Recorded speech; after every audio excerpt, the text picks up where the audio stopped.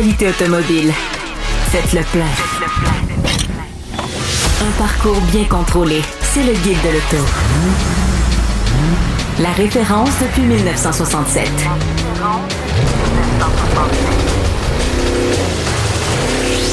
Le Guide de l'auto. Bonjour tout le monde, bienvenue au Guide de l'auto en compagnie de Louis-Philippe Dubé, Hugues Gonneau. Messieurs, bonjour. Bien le bonjour. Salut Antoine. On va jaser électrique un peu aujourd'hui, autant dans l'actualité qu'avec notre invité. Ben oui, absolument. Qui s'appelle Vincent Tremblay. Je vous en dis pas plus. Essayez de deviner c'est qui Vincent Tremblay. Il y en a un seul au Québec.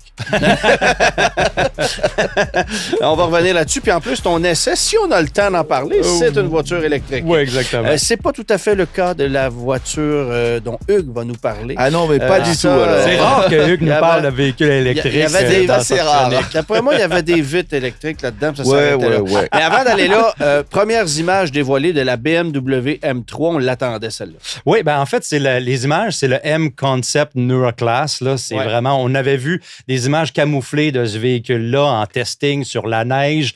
On a vu la i3, évidemment, qui a été dévoilée. Moi, j'ai pu l'observer d'un peu plus près.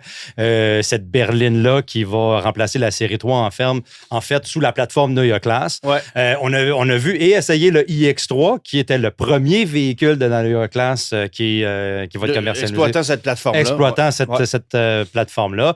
Et puis là, ben, on veut montrer un peu qu'est-ce que pourrait avoir l'air la M3 sur cette plateforme-là. Et le concept est là, mais on peut s'attendre à quelque chose qui va ressembler à ça, évidemment. Des ailes élargies, tout le look un peu à l'avant qu'on a retrouvé dans la i3, qu'on a vu les photos officielles. Donc, on va pouvoir voir un petit peu plus de ça plus tard. Du côté technique, moi, j'avais assisté à une présentation sur essentiellement qu'est-ce que M allait faire dans le développement des voitures électriques. Fait que ce véhicule-là va avoir 4 moteurs électriques placés en parallèle dans le milieu du véhicule. On va être capable d'avoir probablement 1000 chevaux, pas moins que ça. Les moteurs à l'avant vont pouvoir être désactivés de manière indépendante pour avoir seulement la propulsion là, à l'arrière, évidemment. On va avoir toutes sortes de modes de conduite spécifiques à M. Là, on regarde l'intérieur, évidemment, on le reconnaît, hein, cet habitacle-là, avec l'espèce d'écran en parallélogramme, là, puis le panoramic vision, la projection dans le bas du pare-brise. Quelque chose qui se répand là, dans le catalogue BMW. Moi, j'ai eu la chance la semaine dernière d'aller essayer la nouvelle génération du X5. Ouais. Je ne peux pas en parler de ce qui est arrivé parce que justement, on va en parler la semaine prochaine.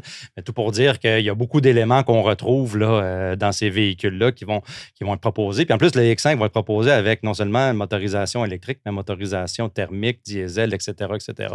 Donc ça, c'est quelque chose qu'on va pouvoir en parler un petit peu plus la semaine prochaine. Mais pour revenir à la M3, évidemment, et ce modèle-là également, à cause de la Neuroclass, va pouvoir éventuellement accommoder des motorisations à essence, des motorisations hybrides enfichables. Puis c'est un petit peu la philosophie de cette plateforme-là. Puis la philosophie qu'on finit souvent par parler, c'est d'être le plus polyvalent possible dans l'industrie. Puis que je pense que BMW a comme compris que oui, le développement de la voiture électrique pour le sport automobile est extraordinaire, mais on est capable aussi d'avoir la polyvalence. On en avait déjà discuté avec les stratèges de BMW, les hauts dirigeants, en fait. Eux vont développer à peu près tous les types de technologies et vont les adapter en fonction de la demande sur les différents marchés à travers le monde. Voilà. Ce qui veut dire que si tu veux avoir de l'hydrogène, de l'essence, de l'hybride rechargeable, du 100% électrique, du diesel. Parfait, on a tout ça. Ouais. Alors, selon la réglementation et avec des plateformes qui pourront accueillir différents types de technologies, on va être capable de servir ça. Alors, c'est le cas avec la plateforme CLAR, si ma mémoire est bonne, qui peut recevoir différents types de technologies, comme c'est le cas avec la plateforme STLA du côté de chez Stellantis. Oui, exactement. Qui peut recevoir de l'électrique et des moteurs à essence. Ouais. Après ça, tu vas me dire, il faut que ça fonctionne. Ça, c'est une autre question. On les a pas essayés encore. Mais bref, ça se peut et c'est le plan de BMW. Ouais, exactement. Mitsubishi, là, on a eu des grosses nouvelles. D'abord, tu peux nous parler de l'Eclipse Sportback. Et mon seul commentaire sera celui-ci. Lâchez-nous avec le nom Eclipse, il y en a d'autres. On l'a trop exploité. Là. Eclipse Cross, Eclipse Sportback, Eclipse... à un moment donné, vous pouvez aller fouiller ailleurs. Il y en a d'autres dans le catalogue Mitsubishi. Eclipse solaire, Eclipse... Ramenez le nom Galant, Diamante, Lancer, il y en avait d'autres. Là. Eclipse, c'est correct. Là. On a fini avec ça. Mais là, l'Eclipse Sportback, qui pourrait peut-être, en quelque sorte, remplacer l'Eclipse Cross. On verra. Écoute, parce que l'Eclipse Cross... On aurait besoin d'un remplacement. Oui, mais l'Eclipse Cross revient en 27, inchangé. Et le Clip Sportback va venir s'ajouter à la gamme, arrive à l'automne. Oui, évidemment, c'est un... Ça ressemble à la Leaf. C'est une Leaf. C'est une Leaf, là, on va se le dire. Non. Avec une face de Mitsubishi, mais même à ça, pas tant que ça. Là. Quelle surprise. La photo de profil, justement, ça révèle pas mal l'idée derrière le véhicule. Puis on le savait que ça allait être un véhicule électrique basé sur la Leaf. Évidemment, les spécifications techniques, on les a pas, mais elles vont ressembler.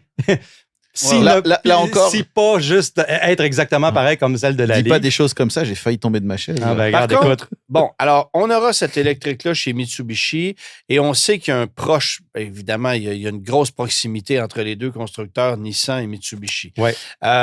Et la preuve, c'est dans ce que je vais vous dire là, parce que moi, j'ai eu des informations très privilégiées de gens qui ont assisté au meeting nord-américain à Chicago pour les plus gros concessionnaires Mitsubishi à travers l'Amérique du Nord. Évidemment, il faut comprendre un truc, c'est que Mitsubishi, au Canada, est en très bonne position.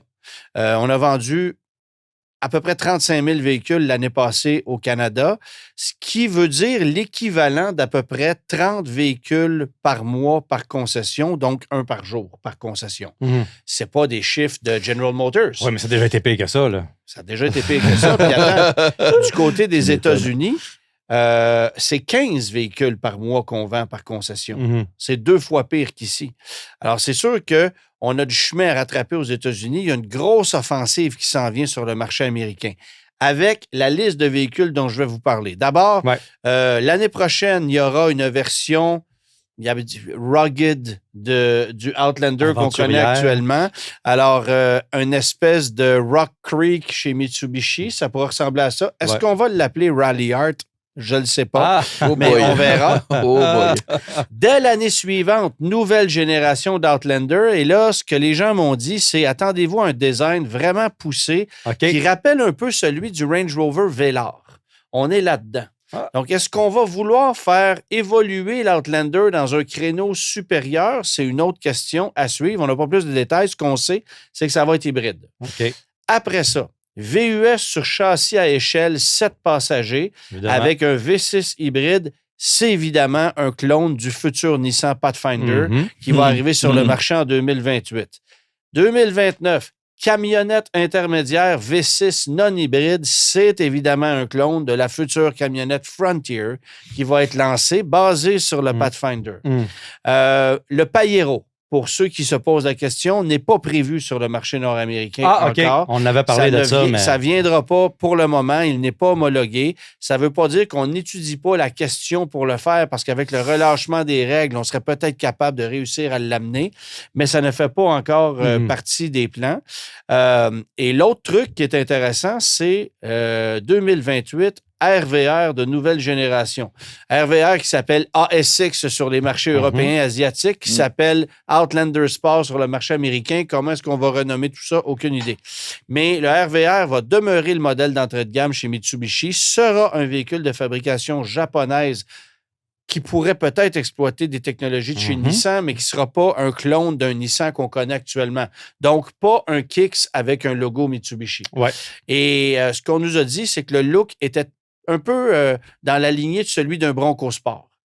Ça change un peu. Un peu plus carré, un peu plus costaud. Carré, compact, et c'est ça. Fait qu'il y a beaucoup de nouveautés qui s'en viennent chez Mitsubishi. Vous aurez remarqué que je n'ai pas parlé d'une seule voiture. Alors, pas de Mirage, pas de Lancer. Pas de Lancer. Pas de... Non, ça Quelle va surprise. Mais à tout le moins, il y a ça dans les plans sur Mitsubishi, alors ça bouge pas mal. Ce qu'on souhaite, c'est que Mitsubishi n'ait pas l'idée de aussi cloner l'Aria dont tu vas nous parler. Oui, bien, l'Aria qui a eu une... Tu peux nous en parler très brièvement. Très brièvement. Bien, si l'Aria a eu comme un facelift similaire à ce qu'on voit sur la Pacifica, c'est-à-dire un petit sourire dessiné dessus, et c'est à peu près ça. Donc, à l'intérieur, quelques petites améliorations au niveau écran. Si je ne me trompe pas, l'Aria, on avait éliminé des modèles là, qui étaient... on a gardé seulement 2 modèles dans la lignée, donc ça a été simplifié. Mais autrement, on a essentiellement affaire avec le même véhicule. Alors, grosse nouvelle cette semaine, en fait, nouvelle qu'on attendait au moment où vous voyez les images du Nissan Ariya qui est pareil comme celui. C'est ça, je te dis, le devant, on a repris le devant Nissan qu'on met ses Mitsubishi, puis etc.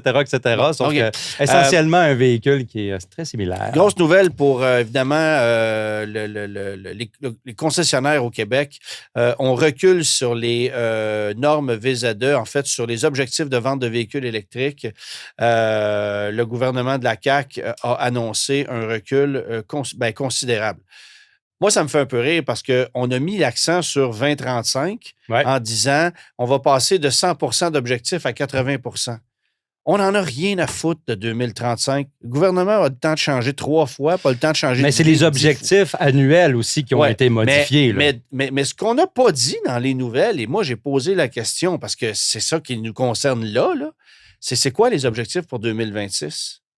Parce que personne n'en a parlé. Tu fouilles dans les médias, là, puis à partir de 27, on l'a dit. Pour 2026 maintenant. 2027, ça va être 30 %. OK? Mais 2026, ça devait être 32,5 %. Alors, c'est quoi l'objectif? Je pense que c'est probablement les mêmes, mais avec l'inclusion des hybrides traditionnels. Non, c'est-à-dire que on a reculé à 26 %. On ne l'a pas dit à personne. Mais parce qu'on a déjà des crédits accumulés en surplus des dernières années, ça va donner l'équivalent d'à peu près 20-21 %. Qu'on n'y touche pas, puis les concessionnaires ont pu être inquiets parce que je pense qu'on va être capable d'atteindre cet objectif-là, des véhicules électriques qui s'en vendent quand même un bon nombre en ce moment. En ce moment, ça va bien. Alors, ça sera ça pour 2026. 27, on est à 30 %. 2030, on est à 51 %. Évidemment, c'est progressif pendant ce temps-là. Ce qui est assez particulier, c'est que là, on donne des crédits pour les véhicules hybrides non branchables. C'est ça, traditionnel. Alors ça, c'est particulier. Et vous aurez compris que c'est une règle qui a été adoptée grâce à la pression des lobbyistes de Toyota et Honda qui fabriquent des véhicules au Canada et bon, évidemment, Toyota, a quelques modèles électriques, là, mais Honda, c'est pas le cas.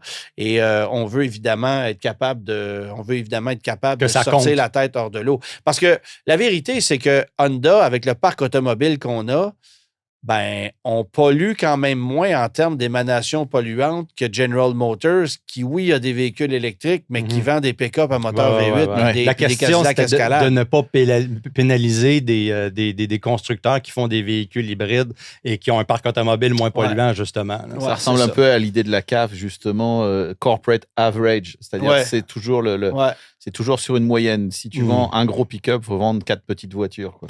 Fait que, tu sais, c'est des changements qui sont importants, puis c'est surtout un soulagement pour la Corporation des concessionnaires automobiles du Québec parce qu'on était les seuls à ne pas avoir reculé ou à ne pas avoir manifesté quelconque information.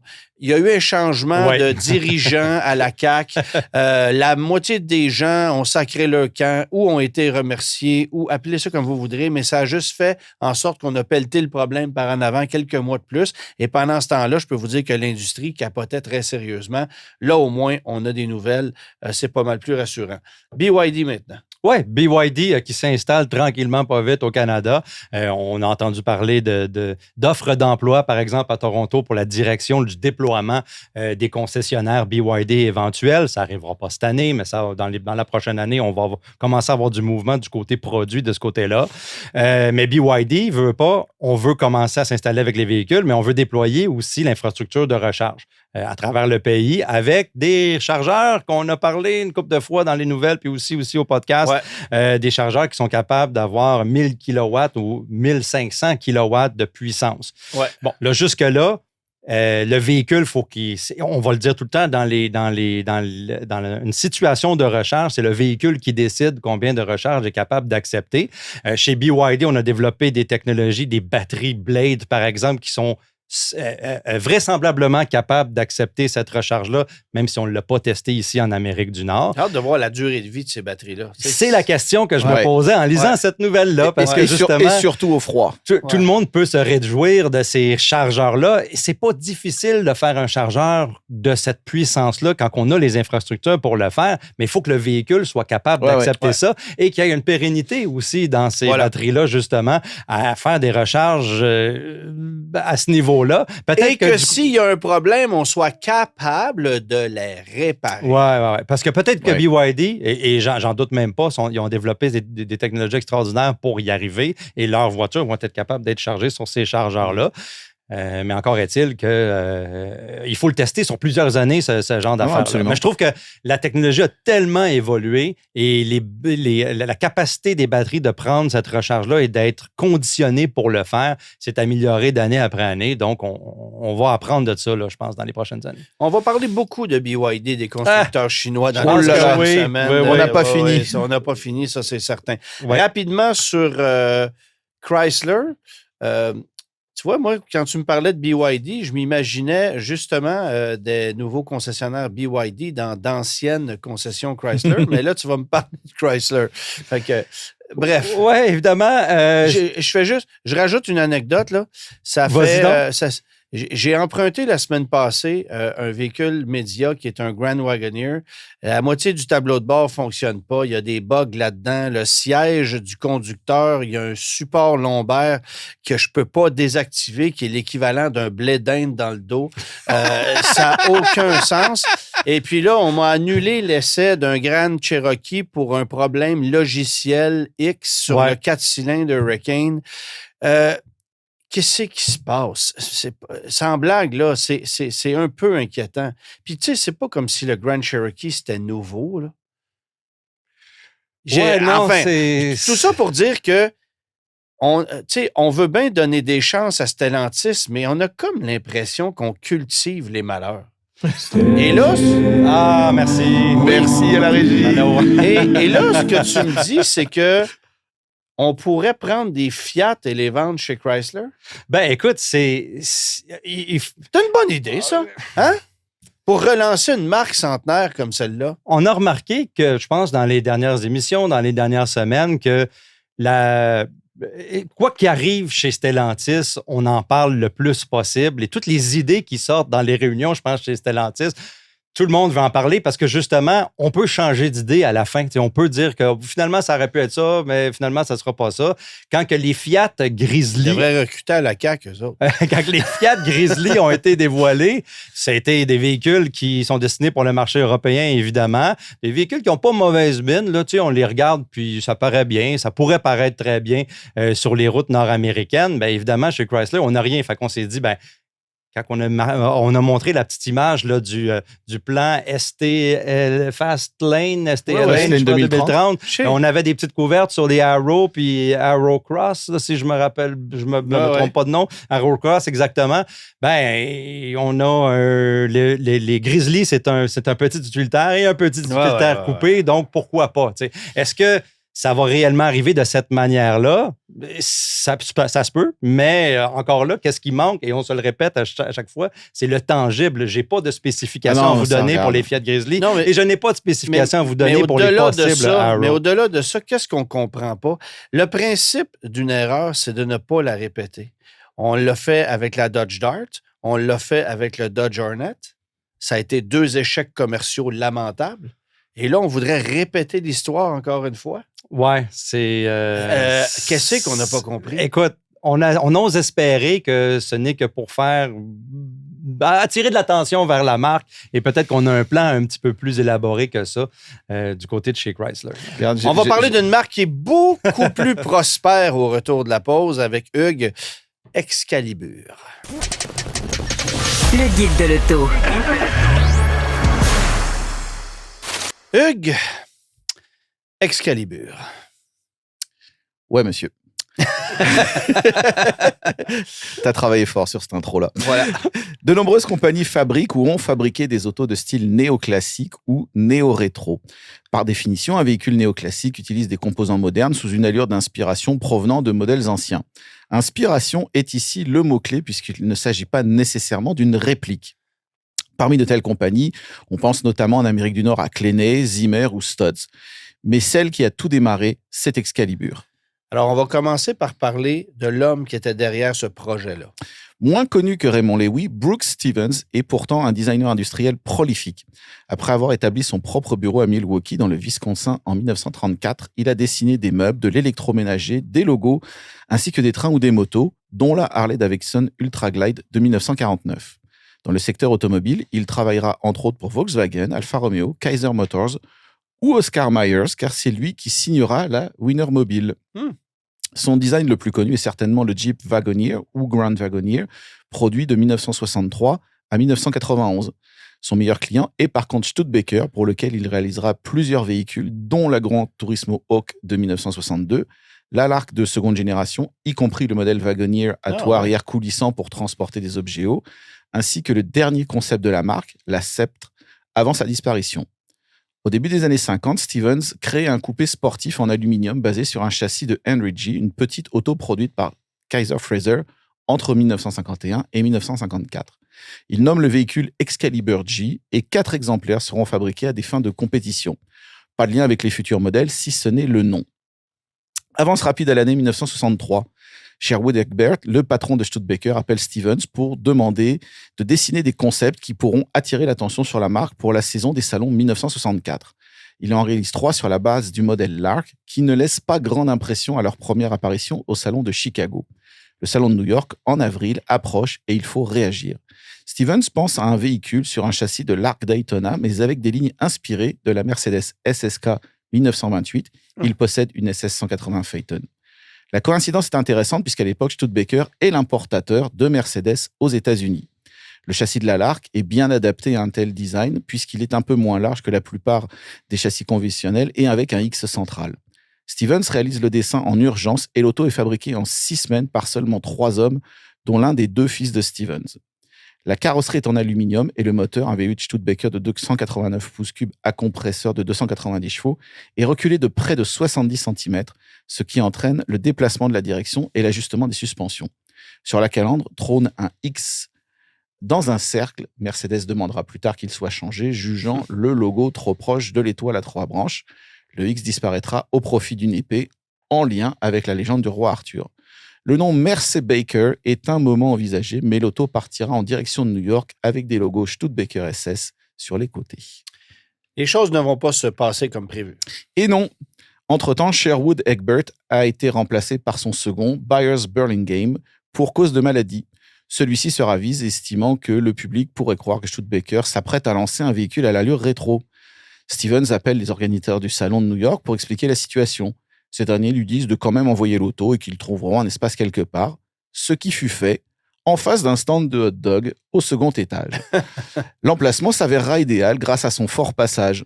Le concept, simplement exposé comme un projet spécial de Brooks Stevens Design Associates, fit sensation. De nombreuses personnes désirèrent l'acheter et Stevens finit le salon avec 12 commandes fermes. De plus, Jerry Allen, concessionnaire Chevrolet de New York, montra un tel enthousiasme qu'il devint distributeur pour la côte Est. Sa seule demande, installer une mécanique Chevrolet dans le véhicule, sa concession étant dans l'immeuble GM. L'auto est ensuite présentée en Californie dans différents magazines, toujours avec la même réponse positive. Alors en juillet 1964, la compagnie SS Automobile est incorporée avec à sa tête les 2 fils de Stevens, David à l'ingénierie et à la fabrication et Steve aux ventes. Brooks Stevens jouera évidemment le rôle de designer ainsi que celui de mentor et d'investisseur. La compagnie deviendra l'Excalibur Automobile Corporation en 1966. Excalibur Série 1 est proposé donc en 65. Il s'agit d'un roadster 2 places qui repose sur un châssis de Studebaker Lark de 109 pouces d'empattement. Il embarque un 327 pouces cubes de 300 chevaux provenant de la Corvette avec une boîte manuelle à 4 rapports. L'automatique est une option. Pour la carrosserie, la fibre de verre remplace l'aluminium, mais on retrouve ce matériau pour la calandre. Le prix de base est de 7 250 $ américains. Oui. Par comparaison, le prix d'une Corvette cabriolet de la même année était de 3 212 $. La production est lente pour assurer la qualité et la compagnie essaye de fabriquer un maximum de ses pièces pour dépendre le moins possible de fournisseurs extérieurs. En 1966, une version Deluxe avec des ailes plus grandes et des marchepieds est ajoutée. L'usine est déplacée à West Allis, dans la banlieue de Milwaukee. Le millésime 67 voit l'introduction d'une carrosserie Phaeton à 4 places et d'une option V8 à compresseur de 400 chevaux ou 435 chevaux en 1968. L'année 1969 est la dernière pour la série 1 qui se vend maintenant $10 000 en Roadster et $11 000 en Phaeton. 359 exemplaires seront produits entre 1965 et 1969. Avec la série 2, Excalibur inaugure un cycle de nouveaux modèles aux 5 ans essentiellement. Tout à fait, et il perdurera d'ailleurs jusqu'à la série 5. Les différences esthétiques sont mineures par rapport à la série 1. Par contre, on retrouve un tout nouveau châssis de 111 pouces d'empattement, de conception maison, pensé autour des trains roulants et des motorisations de Chevrolet Corvette. Ce qui était logique puisque Studebaker avait fait faillite en mars 1966. Le moteur devient un 350 pouces cubes de 300 chevaux, l'option compresseur disparaît. Les prix montent à $11 500 pour le Roadster et $12 500 pour le Phaeton. Pour cette somme, vous obtenez l'air conditionné et le chauffage, la direction assistée avec volant réglable en hauteur, le différentiel arrière à glissement limité et un intérieur en cuir. En 1972, le V8 passe à 454 pouces cubes, 7 litres 4, et développe 365 chevaux. 342 exemplaires seront produits entre 1970 et 1974. La série 3, maintenant, doit répondre aux récentes normes de pollution et de sécurité. Et là, c'est pas la même chose. Et non. Présentée en 1975, la série 3 reçoit un nouveau châssis de 112 pouces d'empattement avec une partie avant vissée afin de réduire le coût de réparation en cas de choc. Le V8 reste le 454 pouces cubes, mais sa puissance chute à 215 chevaux, notamment avec le passage du brut au net. Extérieurement, la différence majeure se situe au niveau des ailes avant qui sont mieux intégrées à la carrosserie. Le prix est de $18 900 pour le Roadster ou le Phaeton et il grimpera jusqu'à $28 600 en 1979. Le prix d'une Corvette est alors de $12 313. Cette même année, le moteur redevient un 350 pouces cubes de 180 chevaux, la fabrication du Big Block ayant cessé en 1977. 1141 exemplaires seront produits entre 1975 et 1979, avec un record de 367 autos pour cette dernière année. Ceci entraîne une baisse de la qualité, ce qui ne plaît pas aux frères Stevens. La série 4, maintenant, là, il y a une nouvelle stratégie. Le nouveau modèle continue de monter en gamme et en prix, permettant d'assurer la rentabilité sur de plus petits volumes. Le châssis évolue peu techniquement, mais est étiré à 125 pouces d'empattement, alors que le style est à présent plus inspiré des Mercedes SSK des années 30, avec des ailes plus galbées. Afin de passer les normes de consommation CAF, le moteur devient un 305 pouces cubes de 155 chevaux. Mais les autos sont très bien équipées et pèsent maintenant 2 tonnes. Résultat, ce sont des veaux et certains clients les retourneront. Les prix montent de $37 700 en 1980 à $57 000 en 1984. Malgré tout, 935 exemplaires sont produits entre 1980 et 1984. Et là, les choses vont se gâter, mais sérieusement, à partir de 85. La nouvelle série 5 est encore plus sophistiquée, avec un intérieur entièrement fabriqué en interne et non plus majoritairement avec des pièces GM. Pour cela, les frères Stevens consentent un gros investissement sur l'usine. Malheureusement, le marché ne répond pas face à ces autos dont les prix grimpent encore. $59 500 en Phaeton et $62 000 en Roadster. Les ventes baissent à 97 exemplaires en 1985 et 68 en 1986. La faillite est déclarée au milieu de l'année 1986. C'est Henry Warner, président de l'Acquisition Company of Wisconsin, qui reprend l'entreprise et la production redémarre début 1987. La puissance du 305 pouces cubes passe à 170 chevaux en 1987.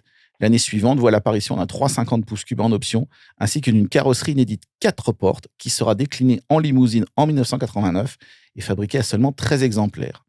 En 1989, les prix oscillent entre $71 865 pour les 2 portes et $72 325 pour les 4 portes. Mais la production réduite, 224 exemplaires entre 1987 et 1989, et les pratiques commerciales douteuses, voire illégales de Warner, amènent à une nouvelle faillite en 1990. Et c'est là que va commencer la lente agonie. Ouais. En 1991, c'est l'Allemand Michael Timmer qui rachète Excalibur, mais celui-ci manque d'argent rapidement et sans même avoir fabriqué un seul exemplaire, déclare forfait début 92. 2 autres Allemands, Udo et Gens Geitlinger, se portent au secours de la marque. La production redémarre en 1993 avec des Roadsters série 3 et des séries 5 modernisées. La grosse nouveauté est l'ajout de répliques d'AC Cobra. Mais rien ne marche et les Gatlinger jettent l'éponge en 1997. En 2003, Alice Preston, une ancienne employée du musée Brooks Stevens, récupère les droits de la marque et relance la fabrication de pièces afin d'assurer la maintenance des exemplaires sur la route.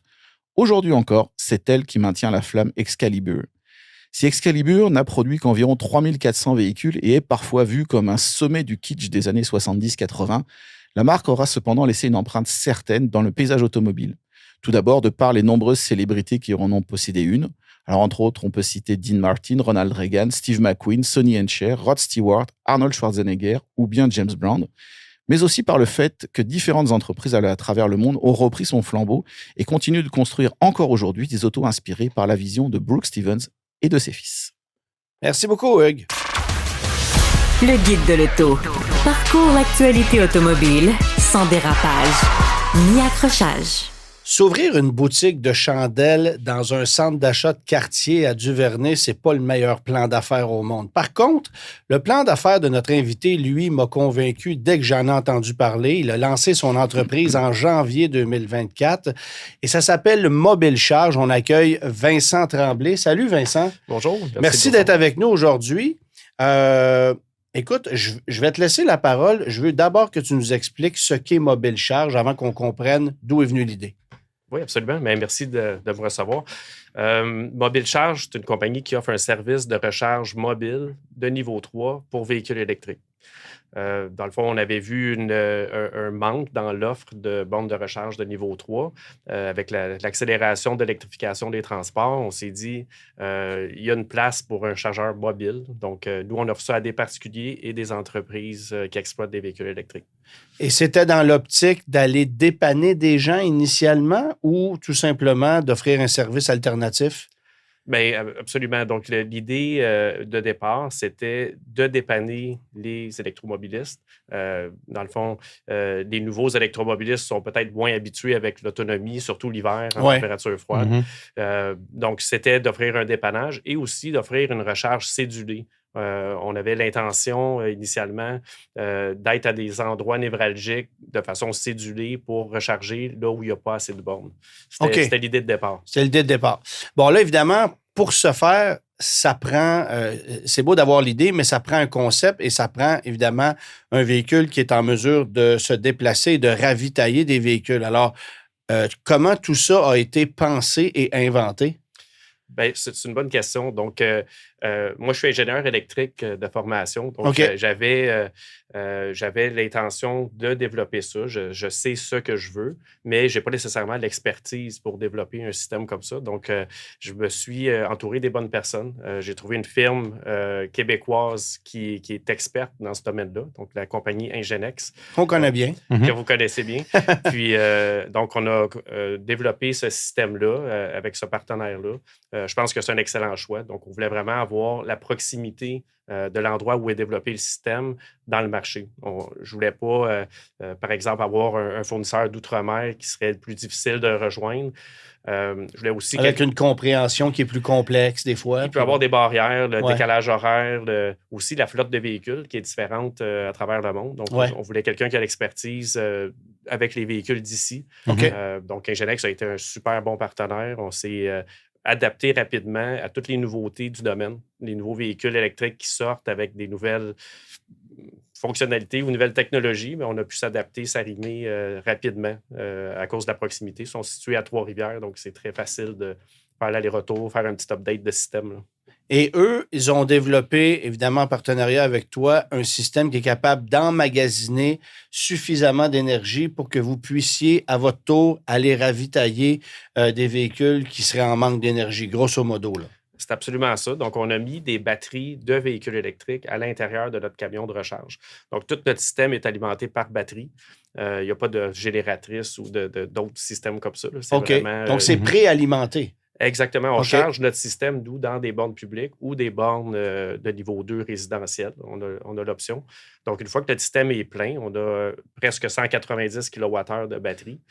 Oui, hein? Donc, à ce moment-là, on est capable de charger de façon rapide. Donc, c'est vraiment des bornes de niveau 3 qu'on a à l'intérieur du camion qui chargent à une puissance de 80 kW. Donc, c'est rapide.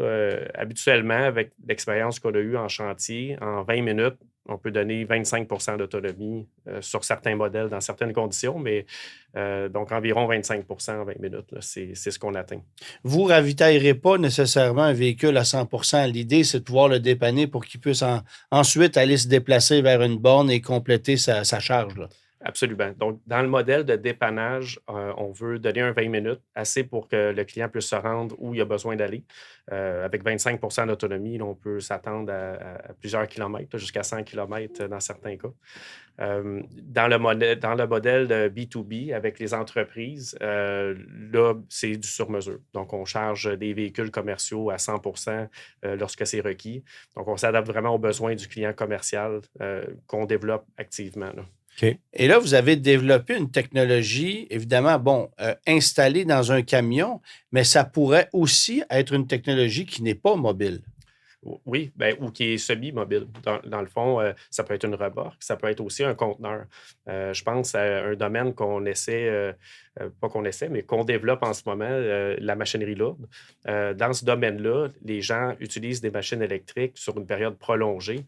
On peut livrer un conteneur avec des batteries à l'intérieur, des chargeurs. Donc, le conteneur est prêt à fonctionner. Il est alimenté avec la source d'énergie disponible sur le chantier, donc du réseau, finalement, AC.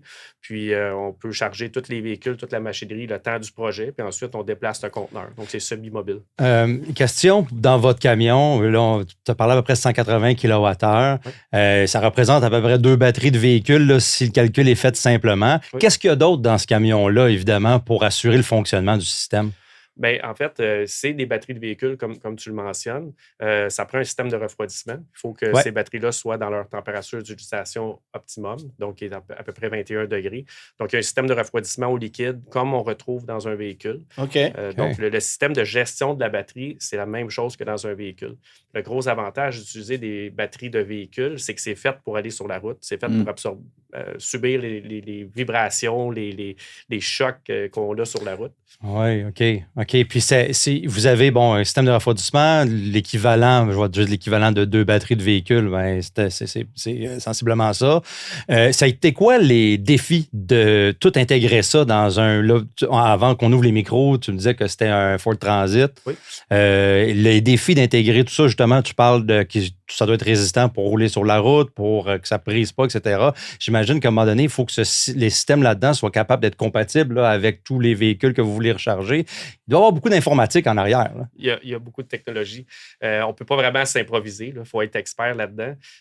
Des défis qu'on a eus, de retirer de la puissance de 2 batteries simultanément, ça, c'est quelque chose qui à ma connaissance, qui ne s'était pas fait avant.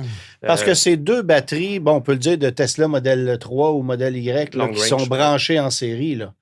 Sont pas nécessairement en série, mais on est capable de retirer la puissance des 2 simultanément. Mais en fait, on est aussi capable de les recharger simultanément. Donc, quand on charge notre système avec une borne publique, les 2 se rechargent en même temps. De façon égale. De façon égale. Puis c'est là, le secret ou la technologie propriétaire, c'est d'exploiter ce système-là de 2 batteries simultanées. On peut le charger aussi à la maison avec 2 batteries de niveau... 2 chargeurs de niveau 2 simultanément. Donc, c'est un peu plus long qu'un niveau 3, mais c'est moins cher. Mais vous avez la capacité, dans le fond, d'utiliser la puissance maximale de ces 2 chargeurs-là pour que ça aille plus vite dans recharger votre véhicule ou remplir ce camion-là, justement. Exactement. Donc, en 4 à 5 heures, on est capable de remplir avec 2 bornes niveau 2. Sinon, avec une borne niveau 3 de 100 kW et plus, là, on parle de peut-être 1 heure là, pour remplir tout le véhicule.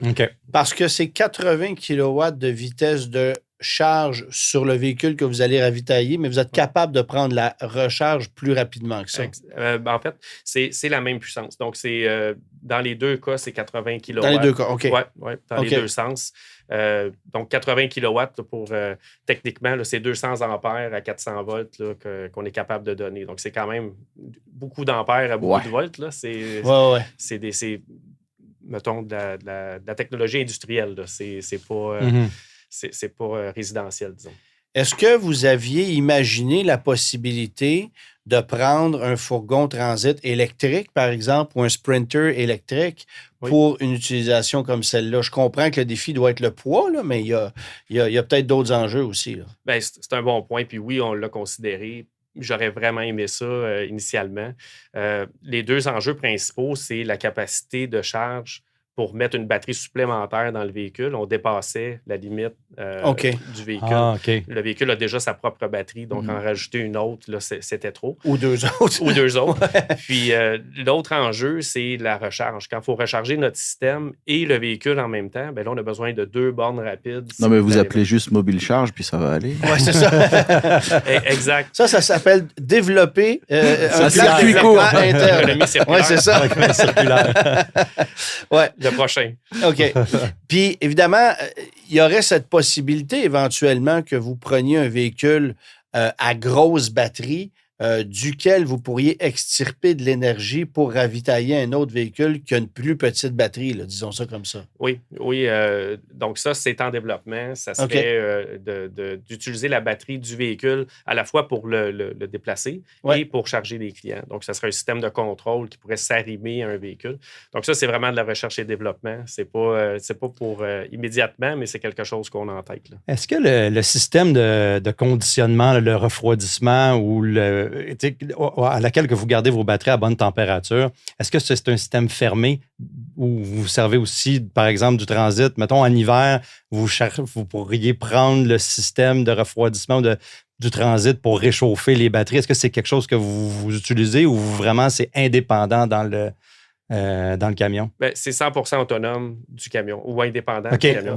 Ouais. Donc, le système de refroidissement au liquide est en circuit fermé. Circuit fermé, c'est ça. Donc, il y a son propre liquide, ventilation, tout est... On pourrait retirer le système sans faire aucune connexion au véhicule. C'est complètement autonome. Puis c'est important aussi, on ne modifie pas le véhicule. Dans le fond, on met un système de recharge à l'intérieur. Puis aussi, si à un moment donné, vous avez la possibilité d'aller avec un fourgon qui est entièrement électrique, bien là, vous ne dépendez pas d'un système de conditionnement qui est lié à quelque chose d'autre. Oui, exact. Il a été designé pour une fonction, donc on ne va pas altérer ce design-là. Je comprends. Il y a beaucoup de gens qui s'achètent des véhicules électriques, peut-être un peu moins aujourd'hui parce qu'on commence à être un peu plus conscientisés, mais qui n'ont aucune idée dans quoi ils s'embarquent. Et ils n'ont pas été à la page de l'évolution de la voiture électrique, se font livrer ça par le vendeur. Je me souviens d'avoir croisé, je pense que j'avais même raconté l'histoire ici, d'un gars qui avait changé son Cadillac Escalade pour un Hummer parce que le vendeur l'avait convaincu que c'était la machine de rêve pour lui.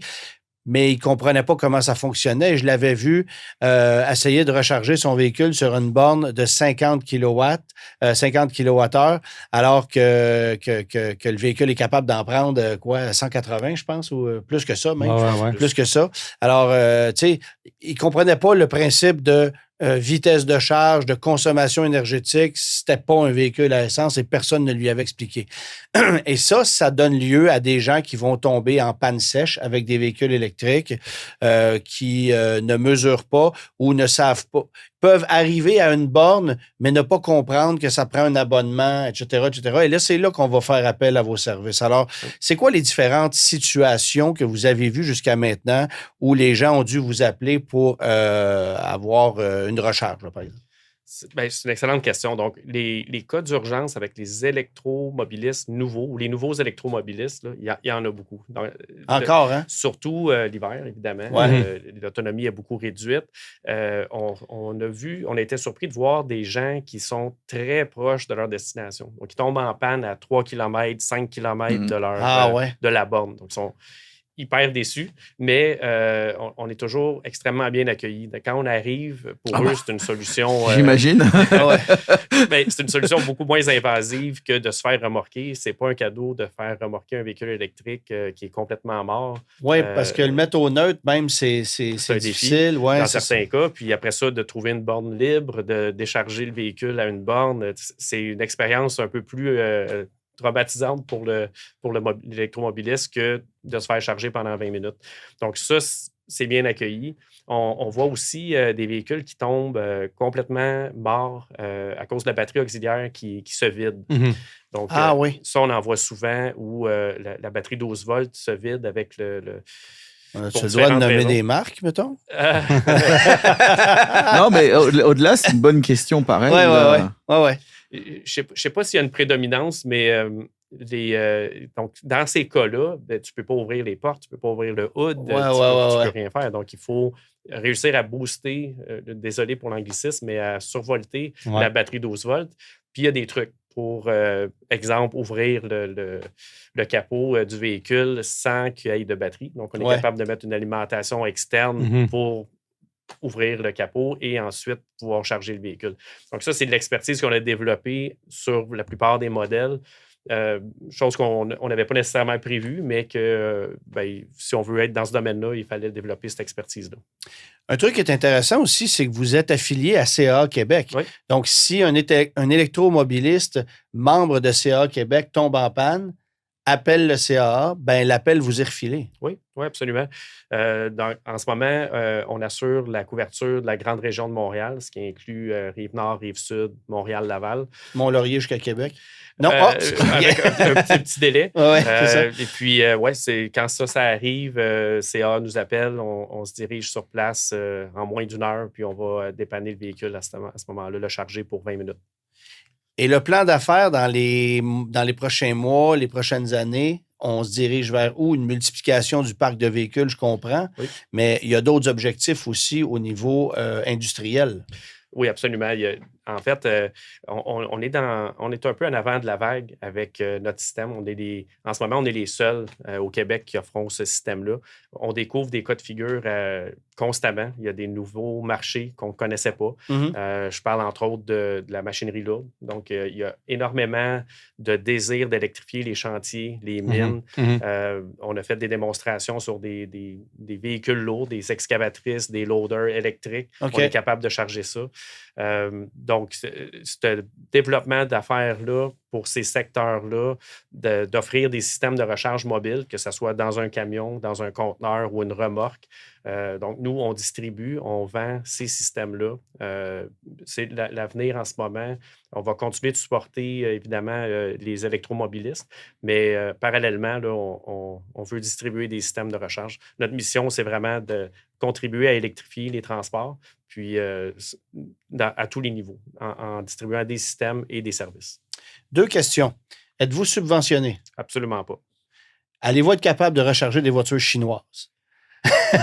C'est une bonne question. Parce que c'est peut-être pas une technologie qu'on connaît tant que ça. Bien, on a on a vu ça avec des nouvelles technologies. Quand Kia, par exemple, est sorti avec les batteries à 800 volts au lieu de 400 volts, on a dû faire une adaptation à notre... C'était software, c'était uniquement dans le code. Mais on a fait une mise à jour pour pouvoir supporter ça. De là, l'importance d'avoir un partenaire local accessible. Qui est capable de s'ajuster. Ça a pris 1 semaine, on avait un nouveau code, on était capable de... Puis c'était testé, on était capable de charger les Kia, on est capable de charger les Hummer électriques, les nouveaux Silverado, les camions de livraison commerciaux. On s'adapte constamment. Donc, pour les véhicules chinois, pour répondre à ta question, on va s'adapter quand on va les voir. On n'a pas eu accès encore à des véhicules chinois, mais aussitôt qu'on va l'avoir, on va l'essayer. Parce que forcément, il y a des manufacturiers de bornes qui vont devoir être capables d'avoir ce code-là pour recharger les véhicules chinois qui s'en viennent. Donc, ce code-là va être en quelque sorte open source à un moment donné, parce que si on veut être capable d'utiliser nos véhicules ici, il faut être capable de les charger. Fait que vous allez forcément avoir accès à ça à un moment donné. C'est à leur avantage. Oui, c'est ça. Pour que l'infrastructure puisse supporter leur arrivée. Exact, oui. Un peu la même chose avec les autobus scolaires électriques. Donc, on a dû s'adapter à différents manufacturiers. Il y en a pour qui ça a été plus facile, donc ça a marché du premier coup. Il y en a d'autres qu'il fallait faire des petites modifications à notre code. On ne vous demandera pas lesquelles. Évidemment, si on veut avoir davantage de détails, vous avez un site web? Oui, mobilecharge.ca. Pas plus compliqué que ça? Très facile. Et l'idée, c'est de ne pas avoir recours à leur service, mais si jamais vous avez mal calculé vos affaires, au moins, ils sont là. Ou si vous êtes surpris par le froid, parce que... Ouais. Ça change beaucoup l'autonomie. Voilà. Des fois, la tortue apparaît plus vite que ce qu'on aurait prévu dans le tableau de bord. Absolument. Vincent Tremblay, merci d'avoir pris le temps de venir nous voir aujourd'hui. Bonne chance pour l'entreprise, bien sûr. Merci beaucoup, ça a été un plaisir. Merci. Laissez faire votre clignotant. Entrez directement dans le guide de l'auto. S'il y a une marque que j'ai hâte de voir évoluer dans les prochaines années et qui fête ses 10 ans cette année d'ailleurs, c'est Genesis. Je trouve que le catalogue de produits est sérieux, que l'approche du constructeur est vraiment exceptionnelle. Dans une ère où tu vois plusieurs marques de luxe tirer de la patte un peu. Même les Allemands là, ont de la misère à trouver leur identité, lancent des modèles qui ne fonctionnent pas à répétition. Je n'ai pas besoin de te parler d'Infiniti, d'Acura, Lincoln. On ne sait pas trop où tout ça s'en va. Mais Genesis, on dirait que la vision est claire. Par contre, on nous avait promis un truc chez Genesis il y a plusieurs années. Le parc Genesis devait être électrifié à 100%. On ne devait plus lancer de nouveaux modèles à essence à partir d'il y a 2-3 ans. Et évidemment, on sait très bien que ce n'est pas ce qui est en train de se passer. On a retiré l'année passée la G80 électrique. Reste donc le GV70 électrique sur le marché et le GV60 qui a été le premier, qui est un véhicule qui se vend au compte-gouttes. Ce qui t'a donné l'envie de l'essayer cette semaine? Écoute, on couvre tous les véhicules au guide de l'auto. Il faut sortir des sentiers battus et essayer des trucs différents de temps en temps, bien sûr. Et le GV60... Puis t'avais envie de pogner une boule, hein? Une boule? Ben parce que le levier de vitesse... Le levier de vitesse, c'est sûr que dit comme ça sonne bizarre. Mais le levier de vitesse, c'est une planète. C'est comme une planète qui tourne sur elle-même. Bon. On pourra peut-être couper cette portion-là au montage. Ça sera à la discrétion du monteur. Mais bref. Un véhicule, quand il a été lancé, c'était... à l'extérieur de la boîte, très novateur. Autant au niveau du look, c'est subjectif, c'est pas tout le monde qui a aimé ça, mais à l'intérieur, on retrouve encore le langage de Genesis en termes de confort, de finition, de disposition des éléments. C'est neuf, mais ça fonctionne bien et puis c'est confortable. C'est un véhicule qui est silencieux. On la voit, la boule, justement, pour ceux qui nous regardent à la télévision. Tu sais, un véhicule sur une plateforme, quand il a été lancé, puis qu'on peut le qualifier maintenant de vieux, un peu entre guillemets, parce que la plateforme sur laquelle il est a eu quelques petits changements en 2026, peut-être. Ben, grosso modo, c'est la base. C'est la base de l'Ioniq 5, de la EV6. C'est la base de toute l'électrification chez Hyundai, Kia et Genesis. Cette plateforme-là. Bon, à l'exception de maintenant, mais à l'architecture 800 volts. Voilà. Exactement. Il faut le mentionner. Et puis, un véhicule qui est pas... On a de la difficulté à le classifier dans un segment, ce véhicule-là, GV60. Es-tu trop petit? Es-tu plus gros qu'un utilitaire compact? Quand tu te mets à côté, tu te dis, ouais, c'est un petit peu petit, mais à l'intérieur, il y a quand même un bon volume pour le passager, un bon volume pour le chargement. C'est sûr qu'il y a toutes les bonnes caractéristiques, la puissance, le confort, etc. Mais comme tu dis, je trouve que on a besoin de peut-être quelque chose de nouveau. On a besoin d'un petit peu de renouvellement de ce véhicule-là parce que ça ne fonctionne littéralement pas. Là, on le voit dans les ventes. Le monde ne le choisit pas. Ailleurs, dans le catalogue chez Genesis, c'est le GV70. Ce n'est pas une plateforme électrique. C'est un GV70 à essence qu'on a mis une batterie dedans puis avec un moteur électrique. Et puis, je peux dire que je suis impressionné par ce véhicule-là, comment il performe dans le monde automobile pour le fait que c'est pas une plateforme électrique. La même affaire pour la G80 qui a été retirée, c'était un peu le même principe. On avait un moteur électrique et une batterie dans un véhicule à essence. Le problème avec le GV60, c'est qu'on ne sera pas capable de le classifier. Puis il y a des rivaux qui arrivent à vive allure là, dans les autres marques. Puis avant même que tu ailles là, moi, je me souviens quand on est arrivé avec ce véhicule-là sur le marché au cours de l'année 2022, la concurrence de ça, notamment, c'était le Volvo C40 Recharge, qu'on a renommé là, EC40 par la suite. Là. Et Volvo avait compris que pour vendre des véhicules au Canada et au Québec, il fallait que les véhicules se qualifient aux subventions. Donc, on avait joué un petit peu avec les groupes d'options, avec les packages, pour que, en prix de base, le véhicule puisse se qualifier. Tu mettais des options, il se qualifiait quand même. Chez Genesis, on s'en est complètement fiché. Le prix d'entrée était à 71 000, aucune subvention pour ce véhicule-là. on parle pas de j'étais d'accord ou pas d'accord, là. On parle juste des faits de l'époque. Ouais. Et ça a tué toute la possibilité que ce véhicule-là puisse se vendre parce face à la compétition, je pense aussi au Q4 e-tron, c'était à peu près le seul qui ne se qualifiait pas aux subventions, alors que quand tu regardais le prix réel du véhicule, il n'était pas plus cher que les autres. Mais parce qu'il n'y avait pas un prix d'entrée plus bas, il ne se qualifiait pas et ça fait très, très mal à Genesis. Et puis là, évidemment, il y a la question du look qui est très polarisant. Il y a la question de la quantité de compétiteurs qui sont arrivés par la suite, comme tu le mentionnais. Les jeux sont faits. Puis ce qui me fait rire, c'est qu'on continue de mettre de l'énergie là-dessus parce que là, on lance un GV60 Magma. Oui, en 2026, on a mis quelques petits ajustements là, sur vos physiques du véhicule, le GV60 normal. On a plus grosse batterie, 84 kWh. On l'a mis à jour un peu. Et puis là, on a annoncé après l'arrivée du premier véhicule de la division de performance chez Genesis, Magma, qui est vraiment cool comme lancement, là, si on veut, chez Magma, parce que justement, on utilise un peu les technologies qu'on a apprises du côté de chez N de Hyundai, puis on les intègre, mais peaufinées pour une marque de luxe. Ça promet, selon moi, parce que on prend les bons moyens, les bonnes affaires, puis on va aller chercher la bonne clientèle. Mais le premier véhicule étant le GV60, c'est comme « Oh! » OK. Ouais. Ça surprend un peu. Ça surprend d'un point de vue canadien. J'imagine que d'un point de vue sud-coréen, ça doit être beaucoup plus cohérent en termes de vision. Oui, il se peut que le véhicule soit plus populaire dans son marché natal. Mais je pense qu'on veut juste en faire un Halo Car, comme on veut le faire avec l'Ioniq 5N. Pour annoncer. Moi, je peux te dire que pour m'être fait brasser la cage sur le circuit Paul Ricard, installé dans le GV60 Magma, ça marche à aucun bon sens. 2 tours de piste, j'étais vert. Parce que dans un véhicule électrique, quand tu conduis pas puis que tu te fais brasser avec tes transferts de masse puis que ça marche à ce point-là, t'es sorti puis t'as fatigué un peu. Ah non. Là, après ça, on nous a servi des petites bouchées sans façon. Mais à dire que c'est épatant comment on a intégré les technologies de sport motorisé, le conditionnement spécifique de la batterie, par exemple, pour l'activité en piste. Je dis pas que c'est des affaires que les gens vont faire, mais on démontre un savoir-faire chez... Moi, j'ai essayé, par exemple, la Ioniq 6N, là, qui était quand même assez épatante sur le circuit. Et ces technologies-là sont intégrées du côté de chez Magma, mais aussi juste dans le véhicule normal.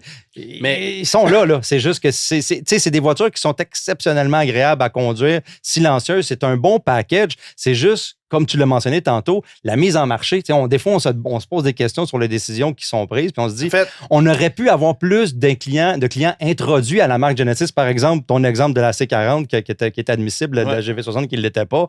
S'il y avait plus de gens qui auraient pu avoir accès au GV60, ça aurait inévitablement mis de l'eau au moulin là, pour Genesis et avoir un peu plus de clients. Ce qu'on comprend de ce que tu dis, c'est que le GV60, c'est un véhicule que tu recommandes, mais dans la mesure où le véhicule de presse que tu conduis en ce moment va se retrouver quelque part à l'encan, il y a un concessionnaire qui va l'acheter, va le vendre à rabais, puis là, ça sera peut-être une offre un peu plus raisonnable. C'est dispendieux, surtout avec les rivaux qui s'en viennent.